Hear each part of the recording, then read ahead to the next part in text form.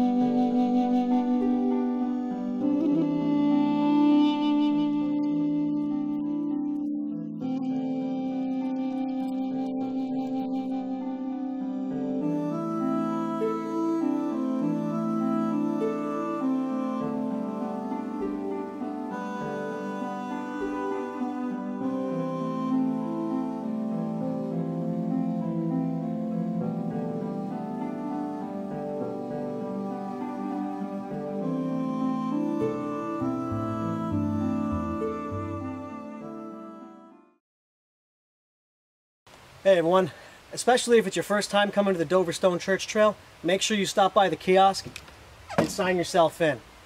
There's no real reason other than keeping it safe. People know you're back here, and at the same time, it's just a little part of the history of who comes to visit this trail.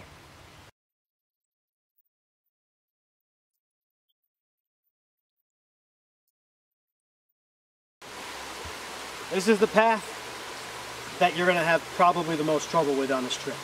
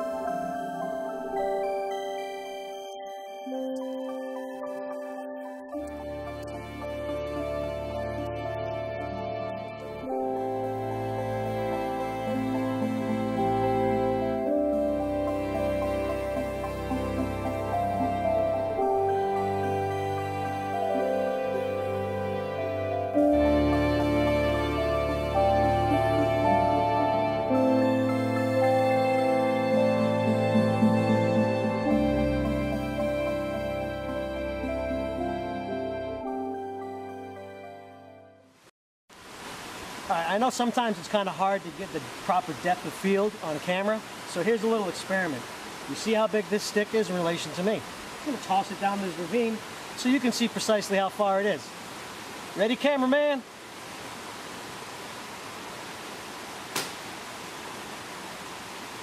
Not good if that was your body.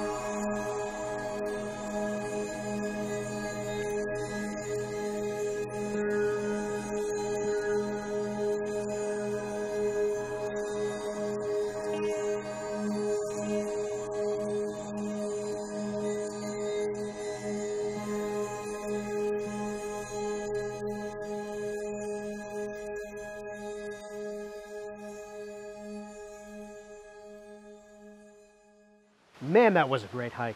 I hope you enjoyed seeing it as much as I loved hiking it. Maybe you'll come yourself someday. Now, on to the next hike. On the border of Ulster and Greene counties, looming over the town of Woodstock, sits Overlook Mountain. The southernmost peak of the Catskill Escarpment, it stands an impressive 3,140 feet. Formed of limestone bedrock by a period of glaciation, the area was all the rage during the 1800s. Tourism and interest in the area from writers as famous as Washington Irving sprouted the construction of many mountaintop hotels, the most well-known of which being the Catskill Mountain House. But higher up, on the slopes of Overlook Mountain, what would eventually become the Overlook Mountain House was first built in 1833 by James Booth. Only a small lodge at the time, Booth planned to add more to the structure if business were to take off. It didn't. So, 90 years, 3 owners, 2 fires, and 3 remodels later, Morris Newgold turned the Overlook Mountain into a large concrete resort that could house up to 300 people.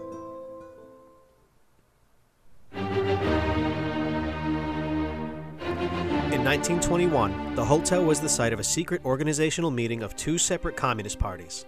The United Communist Party of America and the Communist International Party met here in a successful attempt to merge their parties after mass arrests and deportations from the government had thinned their numbers. The resulting group was named the Communist Labor Party of America.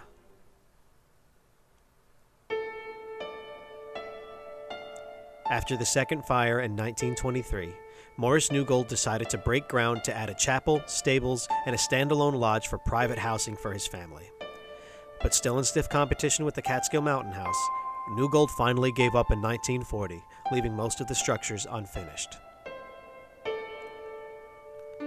Another fire in 1970 took what was left of the insides, leaving only the concrete shell of the Overlook that we see today. Hey everybody, remember, just like last time, before you start your trek up Overlook Mountain Trail, make sure you get the register book and you log yourself in. Just like normal, you've always just got you put your name in, put in your address, telephone number if you want to, but mainly they want to know the name of the leader of the group, the total number of people in the group, about how long you're planning on staying, where you're planning to go see, and then you make sure you check yourself out when you're done for the day. It's a very important thing because there's a lot of wilderness up here, and if you get lost, this is how people know you're here. First section of the path is long, steep, and unchanging. While the path itself is well groomed and easily traversable, it will dehydrate you quickly, so make sure you bring plenty of water.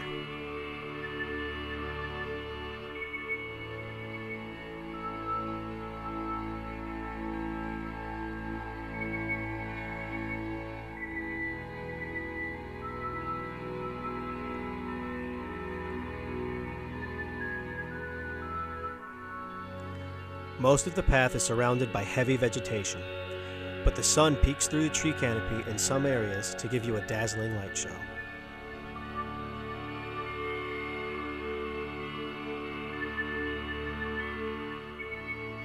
This random water source springs out of the ground and pools up just off the path.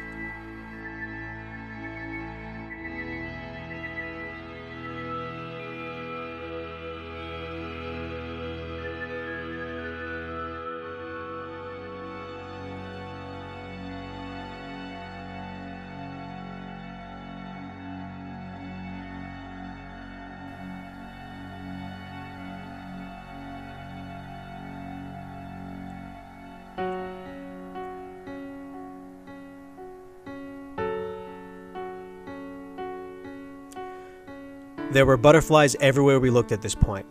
This one held on for dear life as the wind tried to blow him off his midday snack.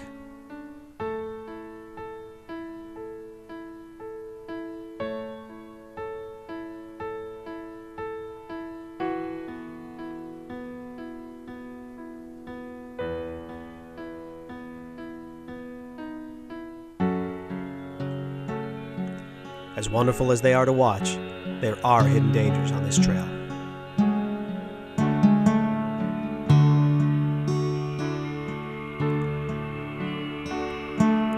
One of their natural habitats in the Catskill region, Overlook Mountain houses a large number of timber rattlesnakes. These rock formations make a perfect dwelling for these creatures. Just stay on the path and watch your feet, and you should be okay.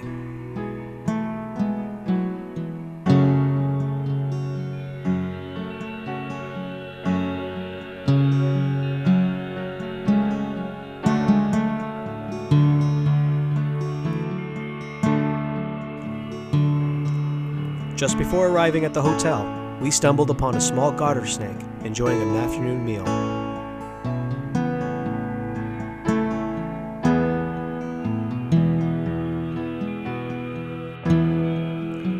As hard as it is to watch, it's important to remember that this is a natural thing, just a part of the never-ending circle of life.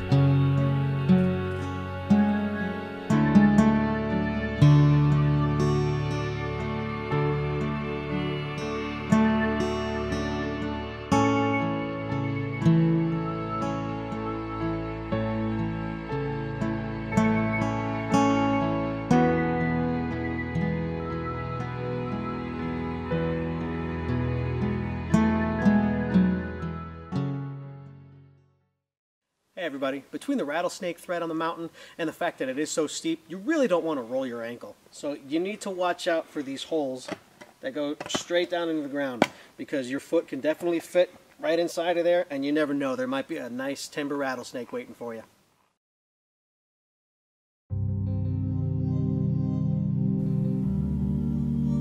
Shortly after the path levels out, you'll come upon the ruins of the Overlook Mountain House. Its long, dry fountain being the first of its structures to greet you.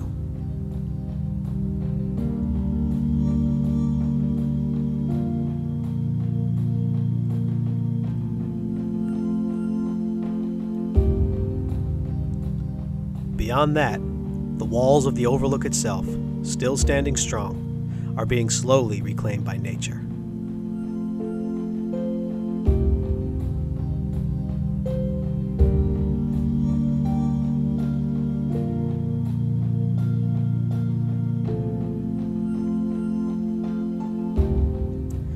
At an altitude of 2,920 feet, the Overlook was the highest built of all the resorts in the Catskills.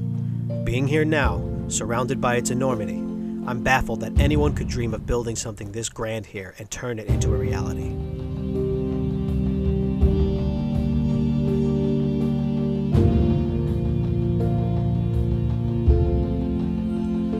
What was the main lobby of the hotel now stands as one large open room, with the old fireplace still there, as if waiting to be used again.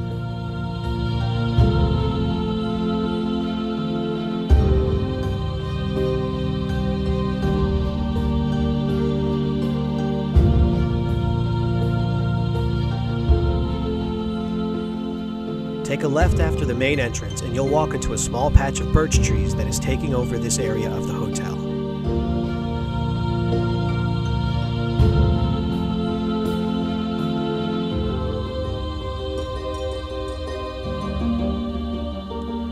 Two smaller rooms along the back wall and its own exit, it's easy to think that this may have been a suite at one point in time.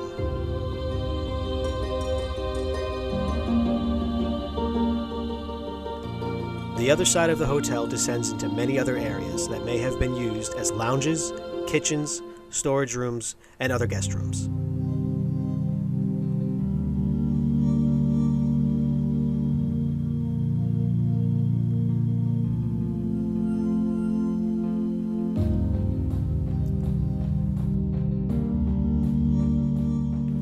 From the old doorways above the lower floors, you'll have a clear vantage point at how nature works to reclaim all that is in her domain. Absolutely nothing but the walls remain of this hotel.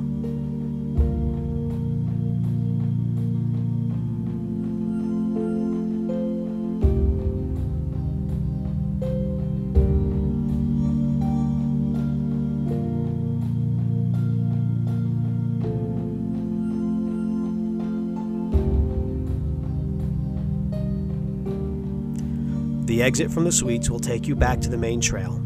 You'll also see the old lodge that Newgold started building in 1928 to house his family, but was never fully completed.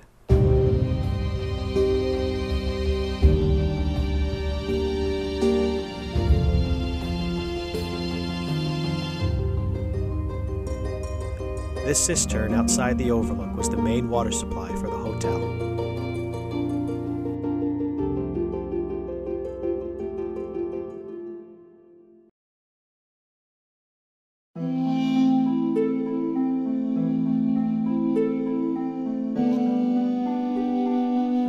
Very soon after leaving the hotel behind, you'll come upon a fork in the road. Going straight takes you to Echo Lake.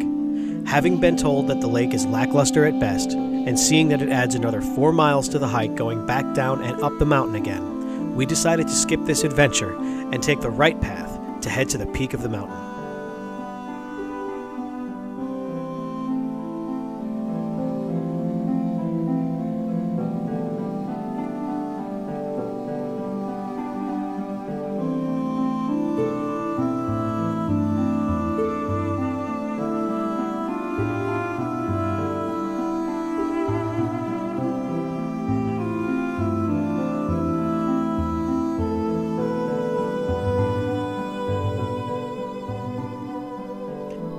The first thing you'll see at the top is the old ranger station, now converted into a small exhibit showing the tools a ranger would use for his job as well as information about the locale.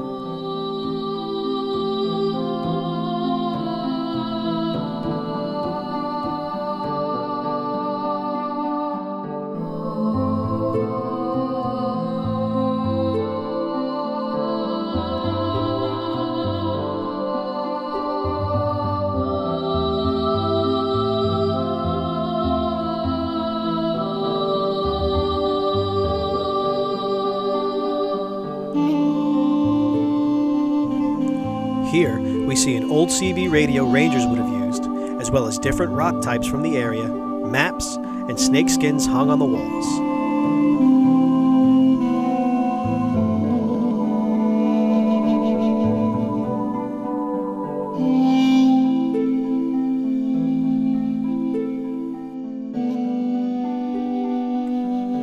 Go back outside and behind the cabin, and you'll find the trailhead to the ledges, taking you to your first real taste of what the Hudson Valley looks like from above 3,000 feet.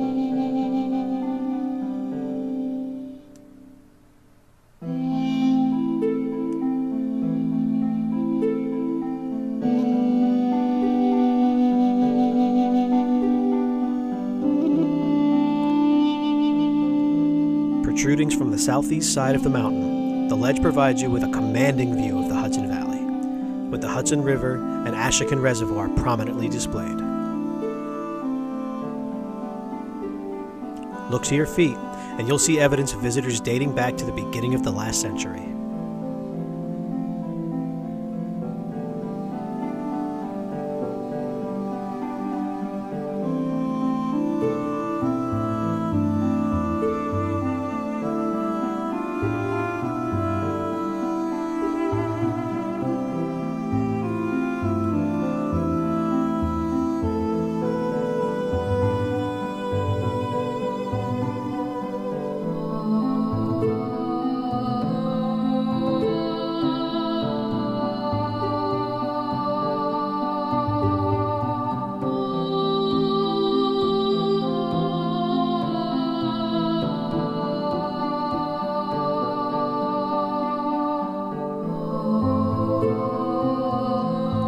Beautiful as this spot was, we still had one more place to visit on our pilgrimage up Overlook Mountain.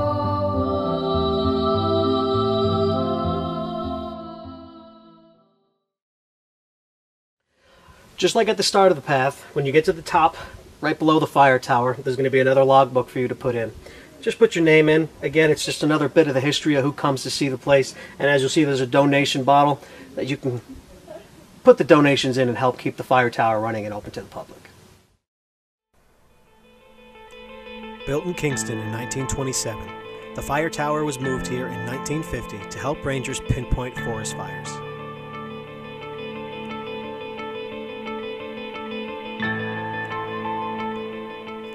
Already at an elevation of 3,140 feet, the fire tower gives you another 60 feet of altitude. More than enough for the rangers to use this tool to get exact locations of fires before the age of the GPS.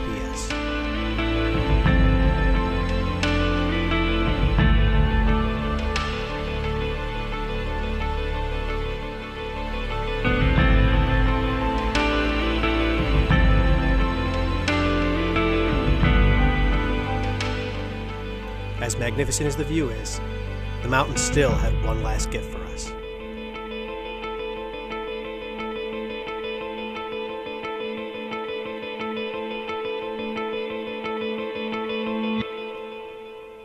In a country mired in controversy, these areas remind us of what can be gained by working together. Whew, that hike always takes a lot out of me. But if you like that, it's worth it. Now, like any good host, I save the best hike for last. Located in Dutchess County behind the city of Beacon sits Beacon Mountain, known locally as Mount Beacon. The taller of its two peaks stands at 1,610 feet, making it the tallest peak in the Hudson Highlands. During the Revolutionary War, Mount Beacon was used to house part of a chain of signal beacons that were ordered by the Continental Congress in 1777 to warn troops further upriver of the advancing British Navy that eventually sailed up to burn Kingston later that same year. This beacon gave both the mountain and the town below their names, and a 27-foot tall monument built in 1900 stands in the same spot the beacon was located.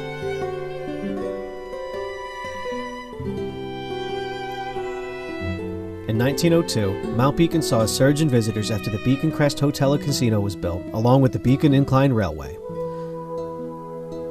The real attraction of the time, the Incline Railway not only had the steepest gradient in the world, but was also the first electrified incline railway, making it a huge tourist attraction. Over the next 2 decades, the mountain would see its golden years, with well over 100,000 visitors, a small group of cottages built, and 3 silent movies directed by D.W. Griffith. However, in 1927, a fire in the casino would spread to the hotel, burning both down, sparing only the powerhouse for the railway.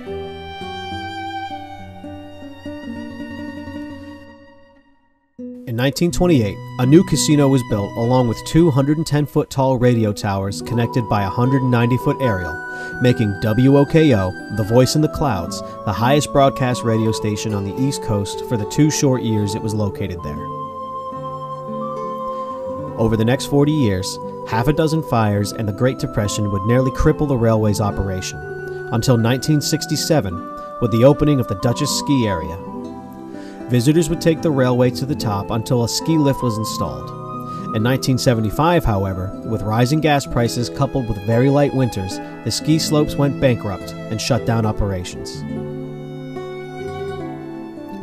In 1983, a cataclysmic fire attributed to vandalism burned what was left of the railway from top to bottom, as well as the ruins of the casino. In 1995, Mount Beacon and the remains of the historic incline were conserved by Scenic Hudson and since then have been protected.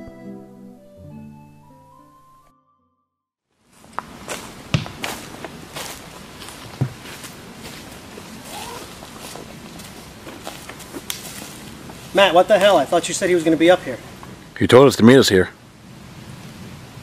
Well, this has got to be his bag. Where the hell is he?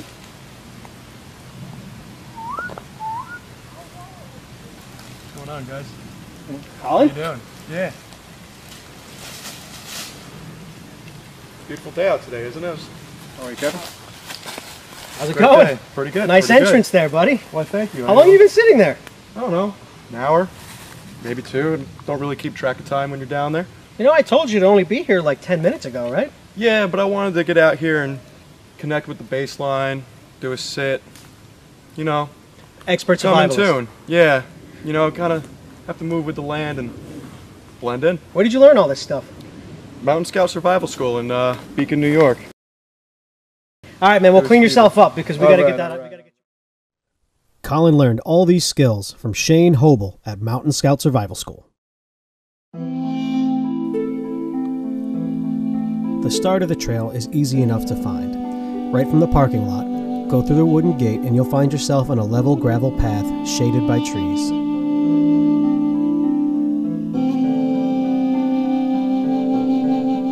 A few paths go off to the side, but they just loop you back further up the trail.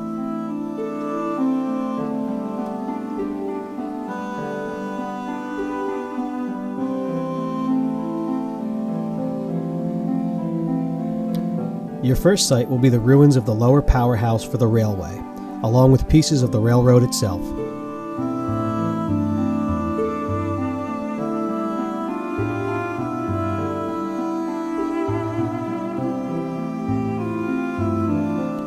This stairway of about 200 steps sits in the original path of the railway.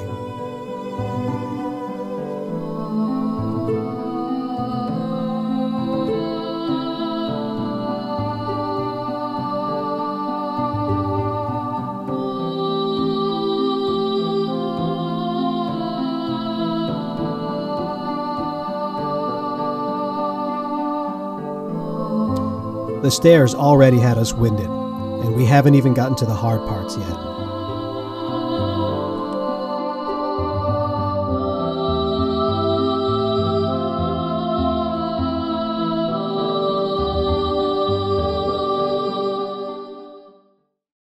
All right, we're here with survivalist Colin with a couple tips on how to tell the difference between poison ivy and other plants that might be similar to that. All right, this poison ivy right here. You can tell with the 3 leaves attached at the stem right there. Also has these notches. Now in the springtime this will grow red in the leaves when they're really small. These notches disappear along with the red in the summertime right around now. This is all poison ivy coming through here. Here we have a poison ivy look-alike. It's got 5 leaves. This is Virginia creeper. It's not poisonous at all. But that leads me to my next thing. Poison ivy loses its notches as it gets bigger. Here's some, but in this leaf there's none. So the plant can be tricky and it grows everywhere. So what's the best way to spot poison ivy among other things? Leaves of 3, let it be. Berry white, take flight, and if you see hair, be aware.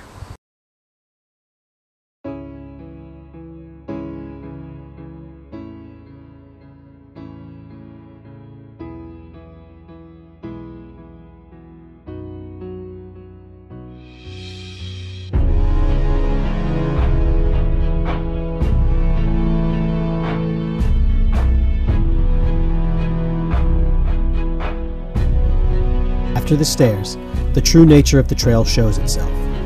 Steep and rocky, it'll quickly drain your energy reserves.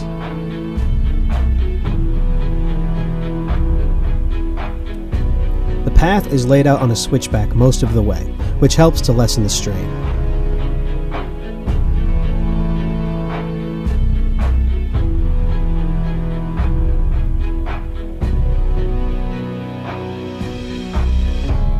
Besides the occasional raised trail to the side and the rocky outcroppings spaced throughout the path, this part of the trail doesn't offer much in the way of views until you reach the top.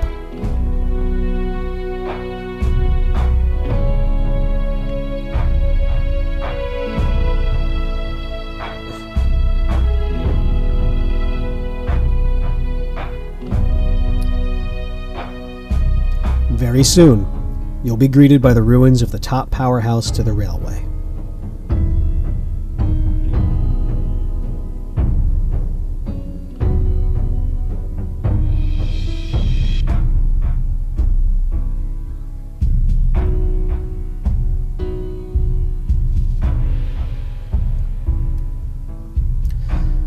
Not much more than the walls and foundation are still standing, but the old engine and gears for the pulley system are still housed within.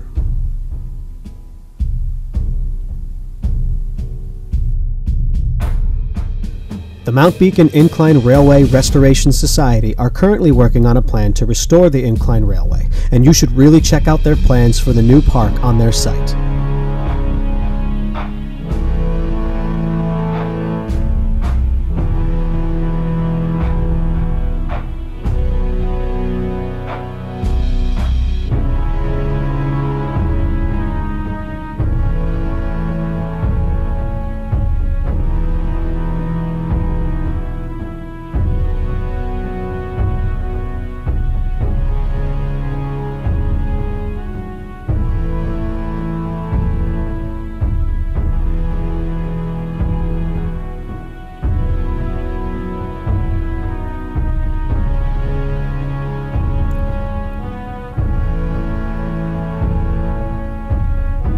Close by, you can still see the foundations of the old casino and hotel, nothing more than large slabs of concrete now.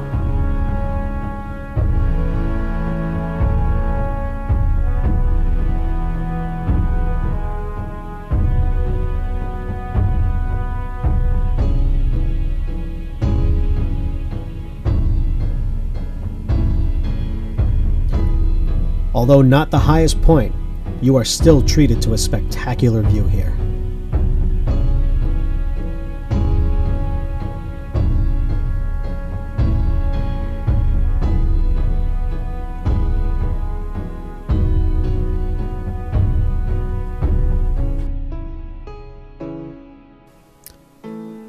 This vista is grand enough that you can easily turn back at this point and be happy with the trip you've made. But we aren't done with our hike yet.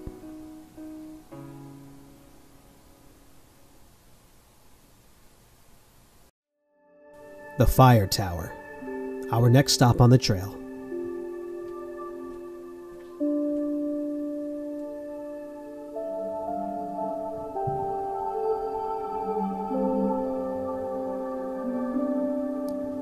An added 2 miles round trip and another 500 feet of elevation, the path to the fire tower isn't much more forgiving than the first trail.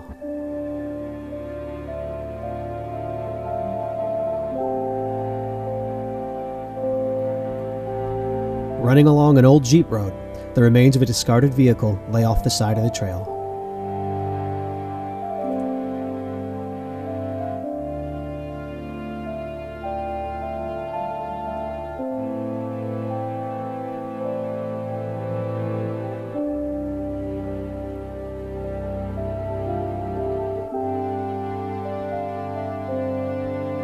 Another wreck left to rot on the mountain.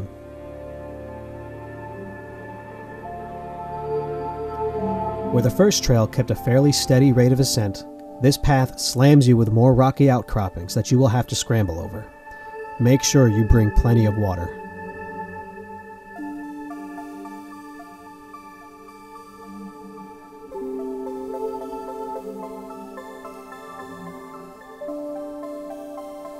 Here, visitors to the mountain have made a small attraction of their own, in the form of a garden of rock stacks.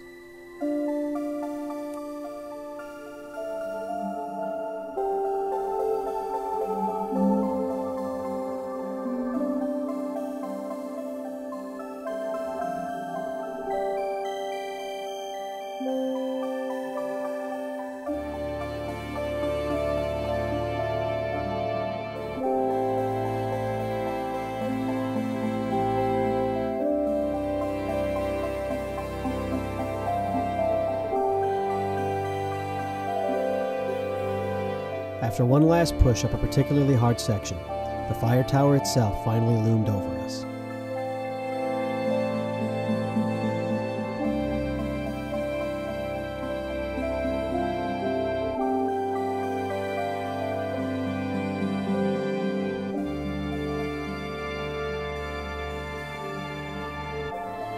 If you're too scared to climb the tower itself, you still get a great view here, being that you're at about 1,600 feet elevation.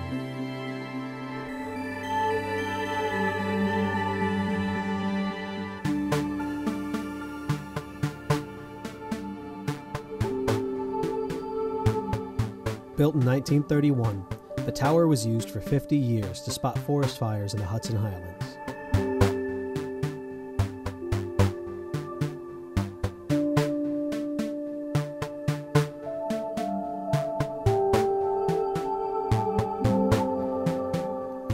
"60 feet and 72 steps later, you'll find yourself at the top enjoying a view of more than 75 miles all around on a clear day.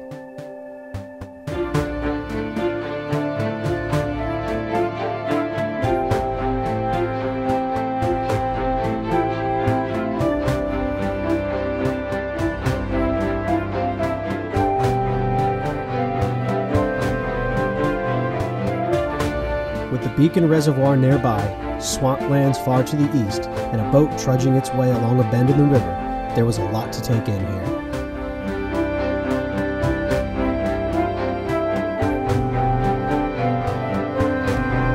If you look hard, you can just make out the silhouette of New York City in the background.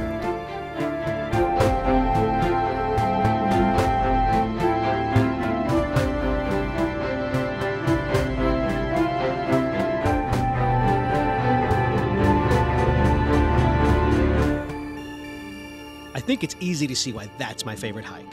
The views are amazing and there's lots to explore. Well, that's all the time we have. I hope this special inspires you to go on hikes of your own. Maybe visit the Hudson Valley yourself someday. Until next time, I'm Kevin Jannotti. This is Hiking the Hudson. Thank you for watching.